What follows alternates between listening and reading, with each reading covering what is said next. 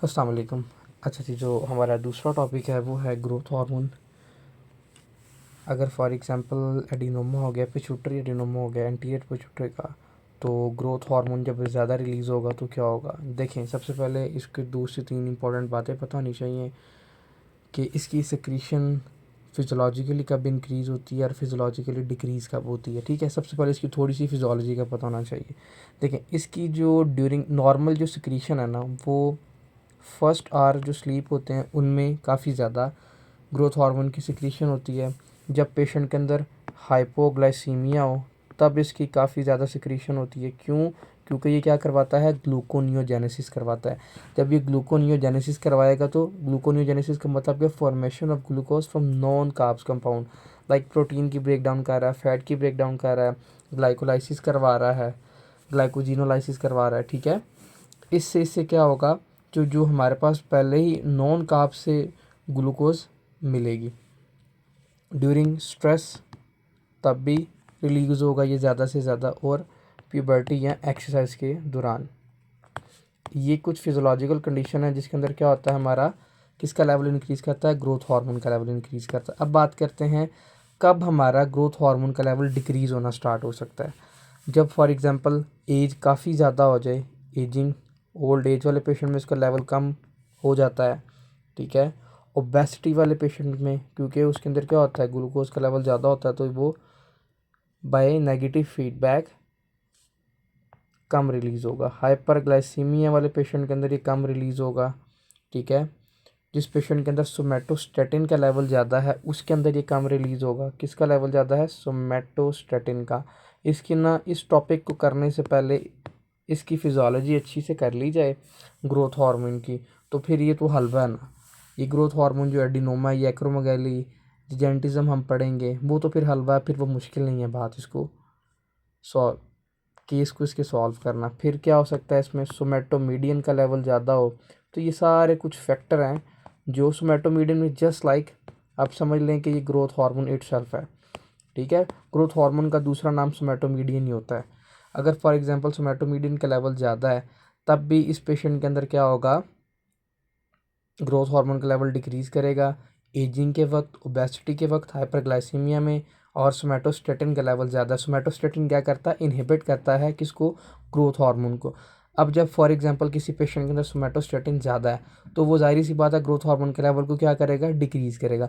हम अब ये डिटेल में पढ़ेंगे इसके ट्रीटमेंट में। फॉर एग्जांपल अगर किसी किसी को एंटीरियर पिट्यूटरी एडिनोमा है, उसके ट्रीटमेंट में हम सोमेटोस्टेटिन, उसका फॉर एग्जांपल ग्रोथ हार्मोन ज़्यादा रिलीज़ हो रहा है, एक्रोमेगाली का पेशेंट है, इजेंटिज्म का पेशेंट है, तो हम उसमें सोमेटोस्टेटिन देंगे बाय एनालॉग। वो ग्रोथ हार्मोन को डिक्रीज़ करती है। ठीक है, उसके इन्वर्सली प्रोपोर्शनल होती है, इसीलिए हम इस पेशेंट के अंदर वो देंगे। जब हम इसका ट्रीटमेंट पढ़ेंगे ना तो फिर इसको हम डिटेल से डिस्कस करेंगे। अभी बस आपने इसके ये जो 3 से 4 इंपॉर्टेंट पॉइंट हैं वो आपने याद रखने, वो मैंने आपको बता दी। अच्छा, अब हम इसको एक्सप्लेन करते हैं जी डिटेल में। मैंने मोस्ट कॉमन कॉज जो एडिनोमा बताया था एंटीरियर पिट्यूटरी का, वो कौन सा था पिछली वीडियो में, वो था प्रोलैक्टिनोमा। जो वो अगर एग्जामिनर पूछे सेकंड मोस्ट कॉमन कौन सा है, ठीक है, सेकंड मोस्ट कॉमन एडिनोमा कौन सा है, तो वो कौन सा होगा, हमारा ग्रोथ हार्मोन एडिनोमा। ठीक है, याद रखना, ये एमसीक्यूज आ सकता है। नंबर 1 इंपॉर्टेंट पहला पॉइंट। अब इसकी बात करते हैं एडिनोमा की। अब इसके नॉर्मल फंक्शन क्या होते हैं, किसके, ग्रोथ हार्मोन के। पहले हम बात करते हैं जी फंक्शन क्या होते हैं ग्रोथ हार्मोन के। इधर हम लिख लेते हैं जिसके फंक्शन डिस्कस करने लगे हैं। मैं इसकी डिटेल में नहीं जाऊंगा, that's actually the part of physiology. ठीक है, जो इसके नॉर्मली फंक्शन है मैं वो बताऊंगा।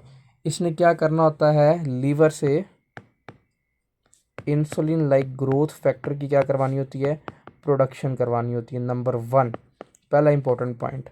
ठीक है, नंबर पहला फंक्शन। दूसरा, ग्लूकोनियोजेनेसिस करवानी होती है और अमाइनो एसिड अपटेक करवाना होता है। इसीलिए जो एथलीट्स होते हैं, बॉडी बिल्डर्स होते हैं, वो ग्रोथ हार्मोन को यूज़ करते हैं ताकि उनके बॉडी में जो ग्लूकोनियोजेनेसिस और फैट का लेवल डिक्रीज़ करे और अमाइनो एसिड अपटेक ज़्यादा हो और मसल मैस इंक्रीज़ करे, मसल बने उन पेशेंट उनके अंदर, बॉडी बिल्डर्स के अंदर। और ये क्या करती है, बोन की ग्रोथ में हेल्प करती है। ठीक है, ये 3 से 4 इंपॉर्टेंट पॉइंट हैं जो आपने याद रखना है। ये क्या है जी, इसके क्लिनिकल ये फंक्शन। अब हम बात करते हैं जी इसके क्लिनिकल फीचर की। अगर फॉर एग्जांपल एक पेशेंट है, उसको ग्रोथ हार्मोन एडिनोमा हो गया है, अगर वो एडल्ट है तो उसमें फिर कौन सी डिजीज़ होगी। अगर वो फॉर एग्जांपल बच्चा मतलब कि एडल्ट नहीं है तो फिर उसमें क्या होगा। ठीक है, चिल्ड्रंस में और इसमें हम ऐसे इसको डिफ्रेंशिएट कर लेते हैं दोनों को लाइन लगा के। अगर फॉर एग्जांपल एग्जामिनर बात करे किसकी, एडल्ट्स की, तो उनमें क्या होगा, एक्रोमेगैली। ठीक है, अगर एग्जामिनर बात करे बच्चों की तो उनमें क्या होगा, जिजेंटिज्म। ठीक है, पहला इंपॉर्टेंट पॉइंट, इसको हम ऐसे डिफ्रेंशिएट कर लेते हैं। ये आपकी बुक में इतनी डिटेल में मेंशन नहीं किया हुआ, सो आप इसको अपनी बुक पे लिख लीजिएगा। अब सबसे पहले बात करते हैं हम एक्रोमेगैली की। इसमें ये होता है कि ग्रोथ हार्मोन एक्सेस होती है आफ्टर क्लोजर ऑफ एपिफिसिस। अब देखें, एक पेशेंट है, उसमें ग्रोथ हार्मोन ज़्यादा है, तो उसकी जो बोन्स की ग्रोथ है वो ज़्यादा से ज़्यादा होगी, तो जो उसकी हाइट होगी वो ठीक ठाक काफ़ी ज़्यादा होगी। तो एडल्ट पेशेंट के अंदर आफ्टर 18 आफ्टर 20 एज उसकी फिर भी अगर ग्रोथ बढ़ती जाए तो इस पेशेंट को हम क्या कहते हैं, एक्रोमेगैली। इस पेशेंट को अब मैं आपको बताता हूँ कि ये जो मैंने एपिफिसिस वाली बात की है ये क्या है। For example you have to consider this a bone, ये एक बोन है, ये इसका कौन सा पार्ट है, एपिफिसिस।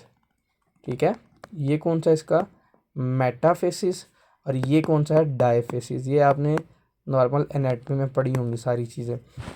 ठीक है, इसने क्लोजर होना होता है, फिर बोन की ग्रोथ स्टॉप हो जाती है।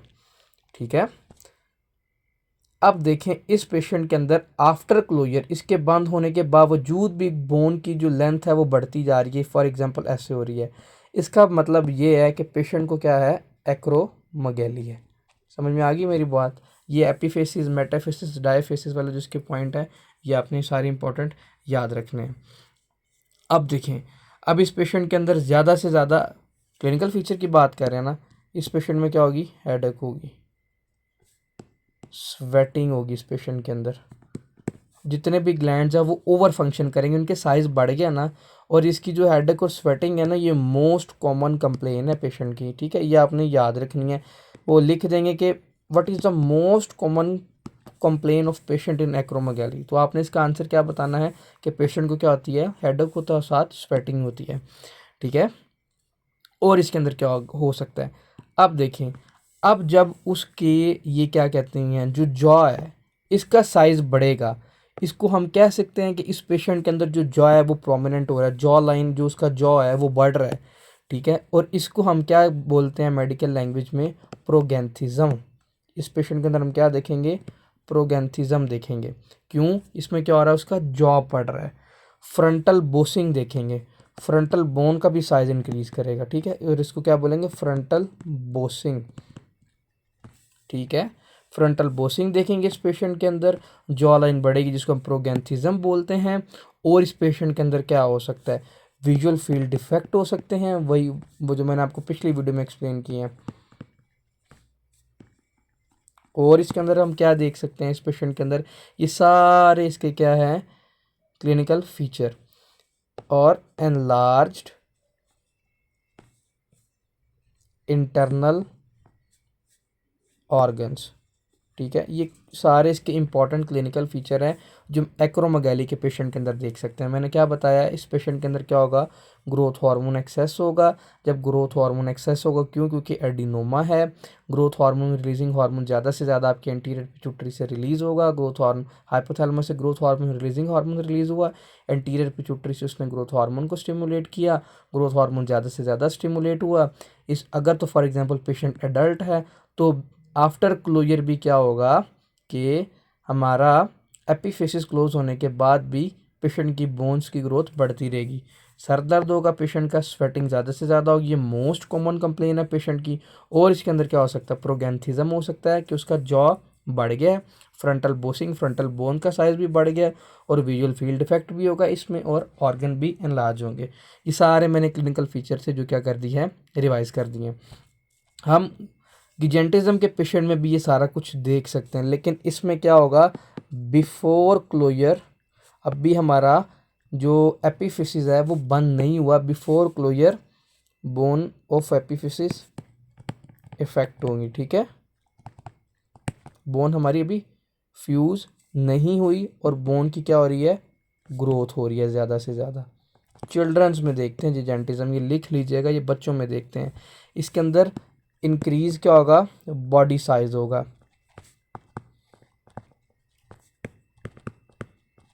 इसके अंदर जिजेंटिज्म के अंदर। और इसमें क्या होगा, पेशेंट की लॉन्ग आर्म्स एंड लेग्स। बच्चे की हाइट से पता चल जाएगा आपको कि अभी वो फॉर एग्जांपल 10 साल का बच्चा है और उसकी हाइट 6 फुट से भी ज़्यादा है, तो वो उस पेशेंट को देखते साथ पता चल जाएगा जी ये गिजेंटिज्म का पेशेंट है, ठीक है। ये इसके जी क्लिनिकल फीचर थे जो इम्पॉर्टेंट है, ये आपने ज़रूर याद रखने हैं। ये अपनी बुक पे लिख लीजिएगा, कुछ लिखे हुए हैं इसमें से और कुछ यहाँ पे नहीं मेंशन किए हुए। अब इस पेशेंट को हमने डायग्नोज कैसे करना है, मेन बात कि हमें पता कैसे चलेगा जी। क्लिनिकल फीचर तो हमने सारे देख लिए, क्वेश्चन तो हमने पकड़ लिया जी, एग्जामिनर ने क्वेश्चन हमें दिया, हमने जी पकड़ लिया जी ये बात कर रहा है ग्रोथ हार्मोन एडिनोमा की, एक्रोमेगाली की बात कर रहा है, यहाँ गिजेंटिज्म की बात कर रहा है। अब हमने इस पेशेंट को डायग्नोज कैसे करना है, असल हिस्ट्री कहानी तो अब शुरू होगी। How we diagnose this patient, देखें मेरी बात सुने। मैंने आपको बोला था कि इस पेशेंट के अंदर जो ग्रोथ हार्मोन है वो ज़्यादा होगा, डेफिनेटली इसमें ग्रोथ हार्मोन का लेवल भी इंक्रीज़ होगा और इंसुलिन ग्रोथ फैक्टर का लेवल भी क्या होगा इस पेशेंट के अंदर इंक्रीज़ होगा, नंबर 1। नंबर 2, और इस पेशेंट के अंदर क्या होगा, इस पेशेंट के अंदर ना, मैंने आपको जब प्रोलैक्टिनोमा पढ़ाया था मैंने उसमें आपको बताया था कि for example thyrotropic releasing hormone का लेवल, थायराइड स्टिमुलेटिंग हार्मोन का लेवल ज़्यादा होगा तो वो ज़्यादा से ज़्यादा थायरोट्रोपिक रिलीजिंग हार्मोन को स्टिमुलेट करेगा और पेशेंट के अंदर क्या होगा, साथ इटसेल्फ आपके प्रोलैक्टिन प्रोलैक्टिन भी सिक्रीट होगा। क्यों, क्योंकि थायरोट्रोपिक रिलीजिंग हार्मोन किसको स्टिमुलेट करते हैं, लैक्टोट्रोप सेल को स्टिमुलेट करते हैं और प्रोलैक्टिन की प्रोडक्शन करवाते हैं। Same like growth hormone, growth hormone भी सेम, अगर फॉर एग्जांपल पेशेंट के अंदर ग्रोथ हार्मोन ज़्यादा हो रहा है ना, इसका मतलब ये है कि इस पेशेंट के अंदर प्रोलैक्टिन भी ज़्यादा हो रहा है, तो इसीलिए इस पेशेंट के अंदर क्या होगा, एलिवेटेड प्रोलैक्टिन लेवल। इस पेशेंट का प्रोलैक्टिन लेवल भी चेक करेंगे हम, ठीक है। याद रखना, ये एमसीक्यूज आ सकता है, एग्जामिनर पूछ सकता है कि आपसे इस पेशेंट के अंदर हम प्रोलैक्टिन का लेवल क्यों चेक करेंगे और इस पेशेंट के अंदर हम क्या करेंगे। एमआरआई कर सकते हैं, मैंने वहाँ पे भी आपको बताया था कि जी एमआरआई करेंगे किसके लिए, ट्यूमर का साइज़ देखने के लिए, ट्यूमर की लोकेशन देखने के लिए, डेफिनेटली जी हम इसमें एमआरआई भी कर सकते हैं। और इस पेशेंट के अंदर वो पूछिए इन्वेस्टिगेशन ऑफ चॉइस, हमारे एनएलई का एमसीक्यूज आता है, investigation of choice oral glucose tolerance test, क्या करेंगे, ओरल ग्लूकोज टॉलरेंट टेस्ट, ये इसमें क्या है, इन्वेस्टिगेशन ऑफ चॉइस है। अब देखें नॉर्मली पता क्या होता है, ग्रोथ हार्मोन ना सुप्रेस हो जाता है जब हम बाहर से क्या दें, ग्लूकोज देते हैं। लेकिन अगर फॉर एग्जांपल एक पेशेंट है उसको एडिनोमा है, ठीक है, उसका ग्रोथ हार्मोन तो ज़्यादा से ज़्यादा रिलीज़ होगा, हम बाहर से जितना मर्जी उसको क्या दें, ग्लूकोज दें, कहाँ से, बाहर से, उसका क्या अब लेवल जो ग्रोथ हार्मोन का वो डिक्रीज़ करेगा, growth hormone will not decrease, ठीक है, वो स्टिल इंक्रीज रहेगा, ठीक है। इसीलिए इसके अंदर ये टेस्ट क्या है, इन्वेस्टिगेशन ऑफ चॉइस है, जो हमें बताता है कि पेशेंट को क्या है, ग्रोथ हार्मोन एडिनोमा या एक्रोमेगाली या जिजेंटिज्म है, ठीक है। अब बात करते हैं जी इसकी कॉम्प्लिकेशन क्या हो सकती है। पहले बात करते हैं जी कॉम्प्लिकेशन की, फिर हम इसको डिस्कस करेंगे इसके ट्रीटमेंट को। सबसे पहले मैं आपको बता दूं जी इसकी कॉम्प्लिकेशन क्या होगी। अब मुझे बताएंगे, जब मैंने आपको बोला है कि इस पेशेंट के अंदर ऑर्गन के साइज़ बढ़ रहे हैं, तो हार्ट का साइज़ बढ़ जाएगा इस पेशेंट के अंदर, डेफिनेटली हार्ट का साइज़ क्या करेगा, बढ़ जाएगा इस पेशेंट के अंदर। इस पेशेंट के अंदर हार्ट ज़्यादा से ज़्यादा कॉन्ट्रैक्ट करेगा करेगा कार्डियोमायोपैथी हो सकती है इस पेशेंट के अंदर, डेफिनेटली कार्डियोमायोपैथी इस पेशेंट के अंदर हो सकती है। हार्ट फेलियर हो जाएगा इस पेशेंट के अंदर। और पूछ सकता है what is the most common cause of death in growth hormone adenoma, और यही most common cause of death है। ये बच्चों एमसीक्यूज़ है, इसको याद रखिएगा, ठीक है। मैंने यहाँ पे मेंशन भी कर दिया ये भी बात। इसको अगर किसी को नहीं समझ आया तो इसको एक दफ़ा रिवाइंड करके ज़रूर देख ले, ठीक है। अब हम बात करते हैं जी इसके ट्रीटमेंट पे, और इसमें क्या क्या कॉम्प्लिकेशन हो सकती है और आप मुझे बताएं। अगर हम बात करते हैं जी अकॉर्डिंग टू क्लिनिकल फीचर, ठीक है। अच्छा जी, अब हम कॉम्प्लिकेशन को ही डिटेल में डिस्कस कर लेते हैं, ठीक है। देखें, मैंने आपको जब बताया था कि इस पेशेंट के अंदर क्या होगा, ग्लूकोनियोजेनेसिस होगी, ग्लूकोज के लेवल को ये क्या करता है, इंक्रीज़ करता है। इस पेशेंट के अंदर मुझे बताएं डायबिटीज़ हो सकती है, डायबिटीज़ मेलाइटस, या डेफिनेटली हो सकती है। क्यों? क्योंकि ये क्या करवा रहा है, ग्लूकोनियोजेनेसिस करवा रहा है। अगर ये ज़्यादा से ज़्यादा रिलीज़ होगा, एडिनोमा का पेशेंट है, ज़्यादा से ज़्यादा ग्लूकोनियोजेनेसिस होगी। जब ज़्यादा से ज़्यादा ग्लूकोनियोजेनेसिस होगी तो ग्लूकोज का लेवल तो बढ़ेगा, तो डायबिटीज़ नहीं हो जाएगी पेशेंट के अंदर, हो जाएगी। नंबर 2, पहले पे हमने क्या किया डिस्कस, कार्डियोमायोपैथी, और दूसरे पे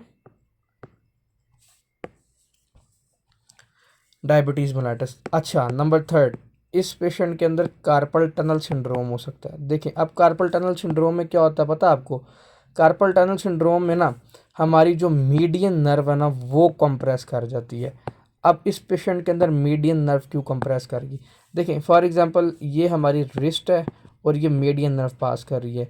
पेशेंट के अंदर क्या होगा, एडीमा होगा। जब पेशेंट के अंदर एडीमा होगा, हाथ उसके स्वेल कर जाएंगे, तो ये जो मीडियन नर्व है ना ये कंप्रेस हो जाएगी। जब इसकी ये मीडियन नर्व कंप्रेस हो जाएगी तो पेशेंट को क्या हो जाएगा, कार्पल टनल सिंड्रोम हो जाएगा, ठीक है। एडिमा की वजह से साइनोवियल फ्लूइड लीक करेगा इस पेशेंट के अंदर वेसल से। साइनोवियल फ्लूइड जब लीक करेगा उसके अंदर वो जॉइंट स्पेस से, तो क्या होगा, आपका जो यहाँ पे मीडियन नर्व पड़ी थी वो कंप्रेस कर देगी। जब मीडियन नर्व कंप्रेस करेगी तो क्या होगा, पेशेंट के अंदर कार्पल टनल सिंड्रोम हो जाएगा। नंबर 3, नंबर 4, इस पेशेंट के अंदर हाइपरटेंशन भी हो जाएगी, ठीक है। हाइपरटेंशन क्यों, क्योंकि हार्ट का साइज़ बढ़ गया तो वो ज़ोर ज़ोर से कॉन्ट्रैक्ट करके ब्लड को बाहर फेंकेगा, तो पेशेंट के अंदर हाइपरटेंशन भी हो सकती है, ठीक है। और कोलोन कैंसर के चांसेस भी देखे गए इस पेशेंट के अंदर, कोलोन कैंसर होने के एसोसिएशन है इस पेशेंट के अंदर। किसी को ग्रोथ हार्मोन एडिनोमा तो ज़्यादा से ज़्यादा चांसेस उसको कोलोन का कैंसर भी हो सकता है। ये 4 से 5 इंपॉर्टेंट कॉम्प्लिकेशन है बच्चों, ये बुक पे आपके नहीं मेंशन पे थुम्मा वाली पे, इसको लिख लीजिएगा। कार्डियोमायोपैथी होती है, डायबिटीज़ मेलाइटस हो सकता है, carpal tunnel syndrome, hypertension and colon cancer, that's it. Now we move on treatment. What's the treatment plan. अब इस पेशेंट के अंदर हम ट्रीट कैसे करेंगे इस पेशेंट को, देखें इस पेशेंट का जो फर्स्ट लाइन ट्रीटमेंट है ना, हमने वहाँ पे प्रोलैक्टिनोमा में फर्स्ट लाइन क्या पढ़ा था, हम उसको जी दे देंगे, डोपामिन एगोनिस्ट दे देंगे और उसका लेवल डिक्रीज कर देगा। लेकिन इस पेशेंट में पता हम क्या करेंगे, फर्स्ट लाइन ट्रीटमेंट सर्जरी करेंगे, ठीक है। सर्जरी भी इस पेशेंट के अंदर भी कौन सी करेंगे, ट्रांसफिनॉइडल सर्जरी, हम उस ट्यूमर को ही उड़ा देंगे, ठीक है, जो पड़ा हुआ है एडिनोमा। सेकंड लाइन ये है फर्स्ट लाइन।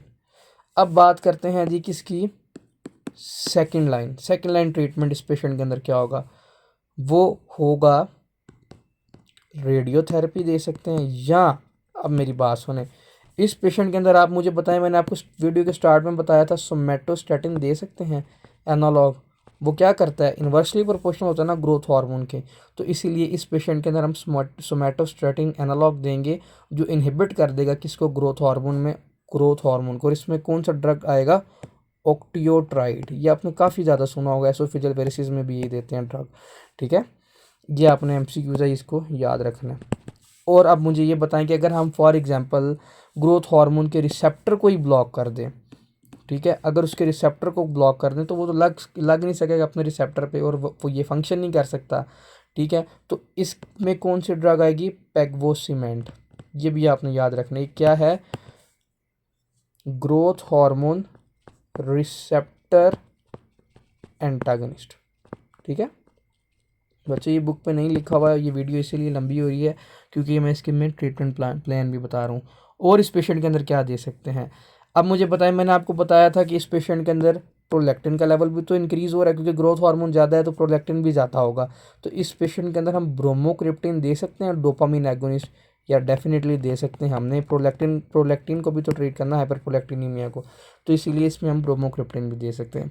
ये था आपका सारा क्या, ग्रोथ हार्मोन एडिनोमा। अब इसमें से किसी का भी कोई क्वेश्चन हुआ तो वो मेरे से कमेंट सेक्शन में पूछ सकता है। ये आपका टॉपिक ख़त्म हुआ।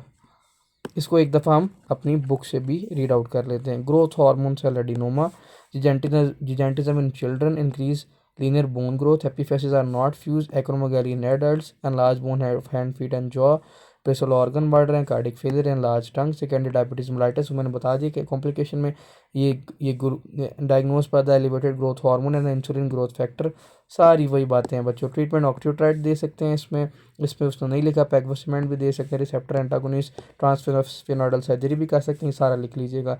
अच्छा, उसने यहाँ पे बताया एडिनोकोर्टिकोट्रोपिक सेल एडिनोमा सिक्रेट। अच्छा, ये हमारा आगे कुशिंग सिंड्रोम एक वो आएगा, पूरे डिटेल में डिस्कस करेंगे, और ये भी थॉराइड का भी ना, ये सारे आगे टॉपिक्स आएंगे, उनको हम डिटेल में डिस्कस करेंगे। इसमें जो दो मेन इंपॉर्टेंट टॉपिक थे वो मैंने आपको एक्सप्लेन कर दिए। अब एक दफ़ा फर्स्ट स्टेट से रीड आउट कर लेते हैं इसको ना, किसको, ग्रोथ हार्मोन को। देखें जी, इसमें भी सारी यही बातें लिखी होंगी, कोई एक्स्ट्रा या कोई रॉकेट साइंस तो मेंशन नहीं होगी इसके अंदर।